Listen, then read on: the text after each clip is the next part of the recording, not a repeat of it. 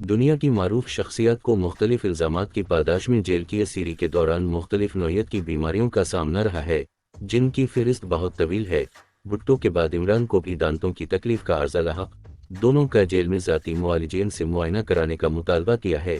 Jail superintendent Rafi الدین کا اپنی کتاب میں انکشاف کیا ہے کہ پھانسی سے پہلے بھٹو کے دانت اور مسوڑے خراب ہو چکے تھے۔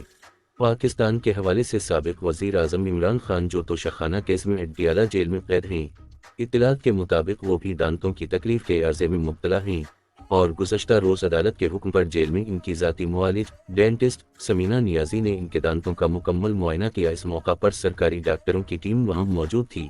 تاہم پی ٹی آئی کے بانی چیئرمین کا باضابطہ علاج جیل میں ہوگا یا ہسپتال میں، اس کا حتمی فیصلہ ان کی بہن علیمہ خان کریں گی۔ جیل کے باہر ان کے ایک وکیل نے بتایا تھا کہ بانی پی ٹی آئی نے دانتوں میں تکلیف کے باعث نیب عدالت سے میڈیکل چیک اپ کے لیے اجازت لی تھی اور ان کے دانتوں کا معائنہ عدالتی احکامات کی روشنی میں کیا گیا، جبکہ بانی پی ٹی آئی نے اپنی صحت کے متعلق بات کرنے کا اختیار اپنی ہمشیرہ علیمہ خان کو دیا ہے۔ ان کی ذاتی معالجہ معائنے کی رپورٹ علیمہ خان کو پیش کریں گی۔ پی ٹی آئی کے بانی چیئرمین دوسرے وزیر اعظم ہیں جو اسیری کے دوران دانتوں کے مرض میں مبتلا ہوئے۔ ان سے قبل پاکستان پیپلز پارٹی کے بانی چیئرمین سابق وزیر اعظم ذوالفقار علی بھٹو، جنہیں نواب محمد احمد خان قصوری کے قتل میں ملوث ہونے کے الزام میں قائم مقدمے کا سامنا تھا، وہ بھی دانتوں کی تکلیف کے عرضے میں مبتلا تھے۔ درد کی شدید اذیت کے باوجود وہ سرکاری ڈاکٹرز سے علاج کرانے کے حق میں نہیں تھے اور نہ ہی مطمئن۔ بھٹو مسلسل مطالبہ کر رہے تھے کہ ان کے دیرینہ دوست ڈاکٹر ظفر نیازی جو ماہر ڈینٹسٹ بھی ہیں، انہیں میرے دانتوں کے علاج کے لیے بلایا جائے۔ اس وقت بھٹو صاحب کے دانت اور مسوڑے جب ہلکی غذا کھانے کے قابل بھی نہ رہے تو ڈاکٹر ظفر نیازی کو جیل لایا گیا اور 3 سے زیادہ سرکاری افراد کی موجودگی میں ان کے دانتوں کا معائنہ کیا۔ اس وقت مارشل لا انتظامیہ کی جانب سے راولپنڈی سینٹرل جیل میں اسپیشل سیکیورٹی انچارج کی حیثیت سے خدمات انجام دینے والے کرنل رفیع الدین اپنی کتاب بھٹو کے آخری 323 دن میں اس حوالے سے لکھتے ہیں، بھٹو صاحب کے مسوڑے اور دانت اکثر انہیں تکلیف سے دوچار رکھتے۔ جب مسوڑے زیادہ سوج جاتے، خون رسنا شروع ہو جاتا تو وہ لسٹرین کے غرارے کرتے۔ اس مقصد کے لیے لسٹرین کی بوتلوں کا ذخیرہ ان کے پاس موجود ہوتا تھا۔ کرنل رفیع الدین کے مطابق پھانسی دیے جانے تک ان کے مسوڑے اور دانتوں کی حالت انتہائی ابتر ہو چکی تھی۔ سپریم کورٹ میں مارگلہ ہلز نیشنل پارک میں مینال ریسٹورنٹ لیز اور وائلڈ لائف بورڈ کی آئینی درخواستوں پر سماعت ہوئی۔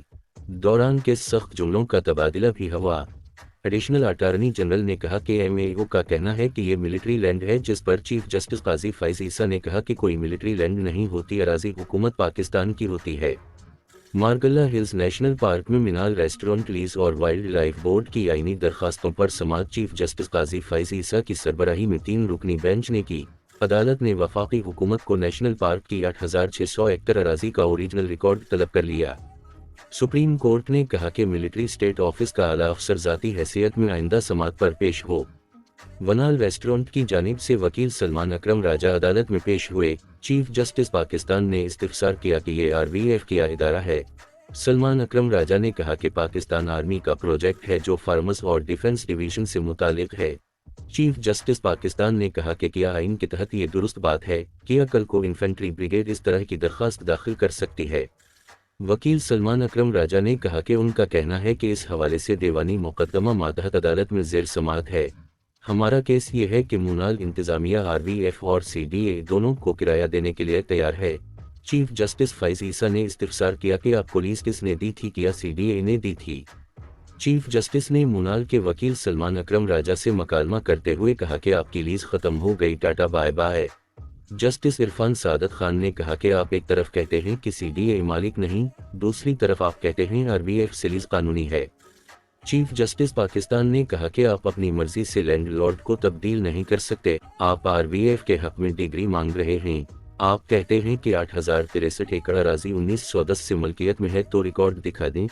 ایسے کاغذ کے ٹکڑے پر انحصار کر رہے ہیں جس پر کسی کے دستخط بھی نہیں۔ نومبر 2016 میں گراس فارم واپس کیا گیا۔ اگر سی ڈیلی الاؤنس متاثر ہوتا تو اسے چیلنج کرتا۔ آپ یہ کہہ رہے ہیں کہ مارگلہ نیشنل پارک کو گراس فارم میں منتقل کر دیا۔ جسٹس عرفان سعادت خان نے کہا کہ کیا یہ سی ڈی اے سے آرمی نے ٹیک اوور کر لیا ہے؟ سلمان اکرم راجہ نے کہا کہ جنرل باجوہ اس وقت آرمی چیف تھے۔ چیف جسٹس پاکستان نے کہا کہ آپ کہتے ہیں تو نوٹس دے کر انہیں بلا لیتے ہیں۔ مونال کے وکیل نے کہا کہ میں تو ایسا نہیں کہوں گا۔ چیف جسٹس پاکستان نے کہا کہ سی ڈی اے پر تھوڑا پریشر ڈالیں تو یہ چیف جسٹس کو اراضی کا مالک بنا دیں گے۔ चीफ जस्टिस ने सलमान अकरम राजा से मकालमा करते हुए कहा कि अगर आप ये कॉमेडी शो जारी रखना चाहते हैं तो आपकी मर्जी है।